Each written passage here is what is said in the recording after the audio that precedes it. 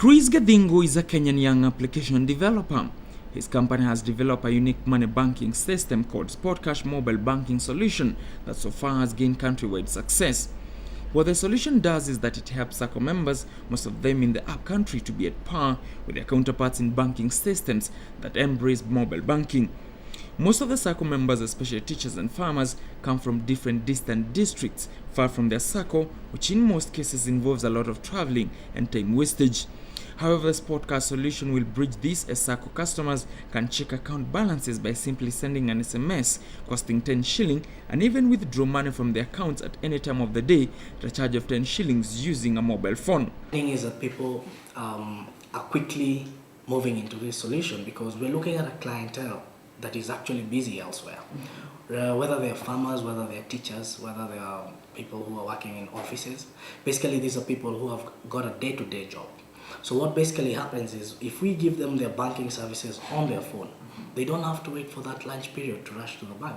So, just how does Spotcash solution work? Welcome to Tangazoletu podcast. To continue in English, dial 1. All one needs is to register with a SACCO and get a unique secret PIN only known to him alone. Then, all you need is to call the Spotcash number like this and get directions from the Spotcash. Please enter your organization subscription number followed by hash. What basically happens is that this message is received and interpreted at the Spotcash headquarters, and now what happens is the whole process of authentication and finding out if somebody has the adequate money for the transaction and whether they got their PIN correct and if they have the money within their account is conducted. So if we find that somebody actually has money within their account, it's the only time that we send money to this person using the mobile phone. So we are now integrated to Safaricom and M-Pesa. We're also integrated to Zap.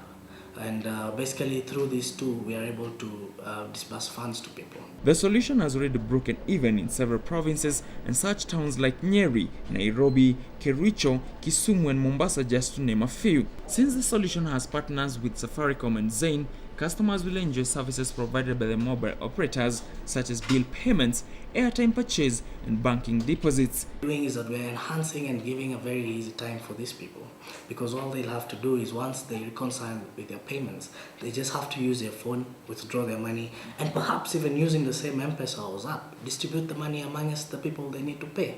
So what you find is that there is a lot of appetite for this product. I caught up with one such beneficiary, a grocery seller.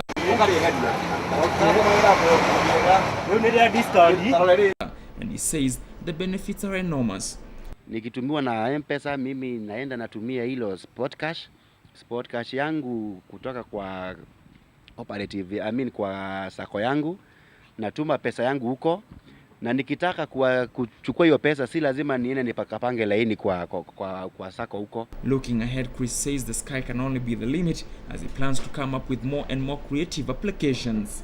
By the end of the day, Chris says that it's not just there to make business, just to make money. It's about bringing some change to the Kenyan people. In one word, it's about bringing what we call healthy business and helping the Kenyan people. And that's what we mean when we talk about making our nation.